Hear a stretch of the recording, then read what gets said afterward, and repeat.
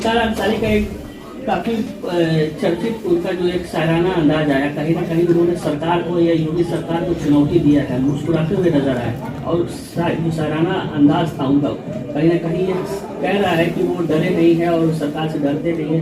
इस तरह का मुख्तार अंसारी का जो एक शायराना आया है उस पर क्या कहेंगे, शायर पे क्या कहेंगे? देखिए, हर आदमी स्वतंत्र है अपनी अपनी बात कहने का, बोलने का, हर आदमी स्वतंत्र है। और अब वो अपनी बात कह रहे हैं तो उनको कहने का अधिकार है। कांग्रेस का जो भारत जोड़ो यात्रा है, क्या आपको कहाँ से लगता है कि भारत टूट रहा है जिसको भारत को जोड़ रहे हैं वो लोग? मैंने पहले ही कहा कि पार्टियों के साथ लोगों को जोड़ने के लिए पार्टियां नाम दे करके यात्रा निकालती हैं, रैली करती हैं, सभा करती हैं। भारत जब अलग अलग था तो भारत को जो खंड खंड में अलग अलग सूबों में राजा हुआ करते थे, तो सरदार वल्लभ भाई पटेल ने सभी राजाओं को समझा बुझा करके एक अखंड भारत की रचना की। तब से भारत तो नहीं टूटा। हाँ, नेता टूटते हैं, नेता टूटते हैं, यहां से टूट के उस पार्टी में, उस पार्टी से टूट के उस पार्टी में। यही तो हम देख रहे हैं। भारत ना तो टूटा है, ना टूटेगा, ना भारत को कोई खतरा है। भारत के पास अपार ताकत है, शक्ति है हर दुश्मन से निपटने की। प्रियंका गांधी वाड्रा का कहना है कि मेरे भाई ने फतेह कवच पहना है, भगवान उसमें उसकी ठंड से या अन्य सभी दिक्कतों से रक्षा करेगा। कैसे देखते हैं इसको? तो हनुमान जी की भगवान राम की लड़ाई में भी जिन लोगों ने भगवान राम को विजय दिलाया,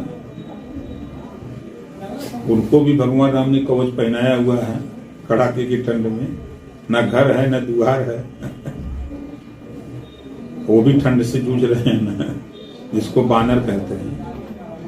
मैं सुबह उतरा, नीचे जा रहा था तो सीढ़िया को वहीं बेचारा गोलिया को वहीं बैठा था, हमने सलाम किया, उनके बोलो भैया क्या बात है, तो वो इशारा किया, आता है, हमको लगता है वो यहाँ। तो अब घर वाले अपना कुछ उसको दक्षिणा थमाए होंगे तो लेके चला गया।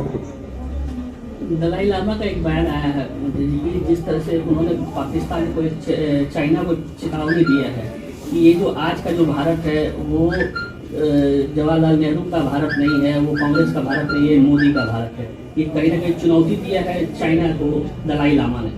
और उसके बाद से देखा जा रहा है कि एक महिला जो जासूस है वो कहीं ना कहीं इन पर आतंकी हमले करने की चाइना ने साजिश भी रची है, जिसका खुलासा भी सरकार ने किया है। कैसे देखते हैं इस पूरी घटना को? दलाई लामा का बयान, वो पहले का भारत नहीं मोदी का भारत है, कैसे देखते हैं? देखिए, इस देश में देश की सुरक्षा के लिए सेना है, बॉर्डर पे सीमा लगी हुई है, ना कोई नेता लड़ने जाता है, ना कोई भारत का नागरिक जाता है। हमारे आपके बीच से हमारे आपके बच्चे जो सेना में भर्ती है वही सीमा पर लड़ते हैं, वही देश की सुरक्षा करते हैं। जिस चीज की चर्चा होनी चाहिए देश प्रदेश में, आज बेरोजगारी चरम पे है। बेरोजगारी कैसे कम हो इस पे चर्चा ना तो कोई नेता करने को तैयार है, ना कोई डिबेट टीवी पर होने को तैयार है।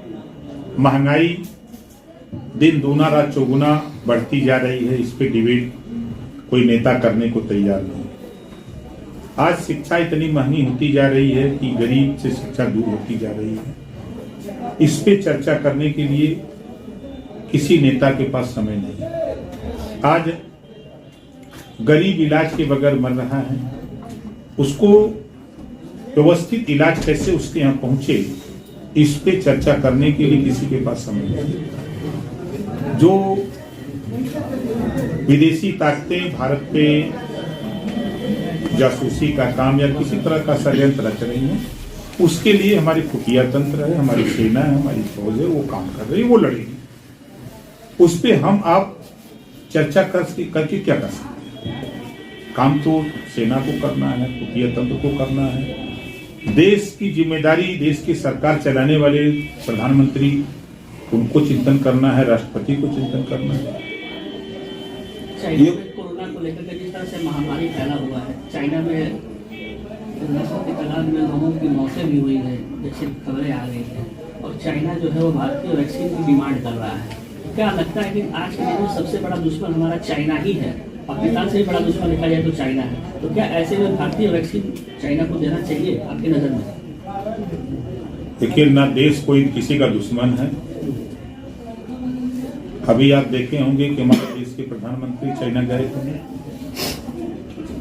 कई देशों का दौरा किए। कोई सरकार रहती है तो उस प्रधानमंत्री जहाँ चाहते हैं वहाँ जाते हैं। हमारे जो विदेशी दूत हैं, दूतावास करते हैं, भारत के जो दूत हैं वो दौरा करते हैं, आते जाते हैं। अभी कई देशों का इन्वेस्टर समिट को लेकर के उत्तर प्रदेश के मंत्री और अधिकारी गए हैं कई देशों का दौरा करने के लिए। ये तो सिर्फ सीमा पे जो लड़ाई होती है ना, हमने बात किया था, तो सीमा पर गोलीबारी ना हो तो फैक्ट्रियां कैसे चलेंगी? तो ये भी सवाल है। क्या आपकी नजर में चाइना और पाकिस्तान भारत का कोई दुश्मन नहीं है, कोई देशी दुश्मन नहीं है? सब अपने अपने हथियार तैयार बना करके रखे हुए हैं। चीन अगर आंख दिखाएगा तो उसकी आंख निकालने की भी हैसियत भारत के पास है। दुश्मनी नहीं नहीं, अगर दुश्मनी दिखाएगा तब। अभी कोई दुश्मनी आपको नजर नहीं आता है पाकिस्तान और? देखिए भैया, पॉलिटिक्स जो राजनीति होती है ना, आज आप चर्चा कर रहे हैं चाइना का, कम से कम 7 साल से मैं सुन रहा हूं कि चाइना भारत में प्रवेश कर रहा है। ये खबरें आप तक भी पहुंच रही हैं, हमारे यहाँ तक भी आ रही हैं। देश की खुफिया एजेंसी सरकार को भी इस बात की खबर है कि भारत की जमीन पर वह धीरे धीरे फैलता आ रहा है। शुरुआत में ही अगर रोक दिया जाए तो फिर वो काहे कोई खाली कराने की जरूरत पड़े? तो सबकी अलग अलग सोच है। आपकी नजर में? अध्यक्ष जी, जहाँ तक आपने महंगाई की बात कही, बीजेपी के एक मंत्री बलिया के, उन्होंने कहा था कि महंगाई है कहाँ, सरकार फ्री में भोजन दे रही है, फ्री में मकान दे रही है, फ्री में स्वास्थ्य व्यवस्था दे रही है, तो फिर महंगाई क्या कहाँ है?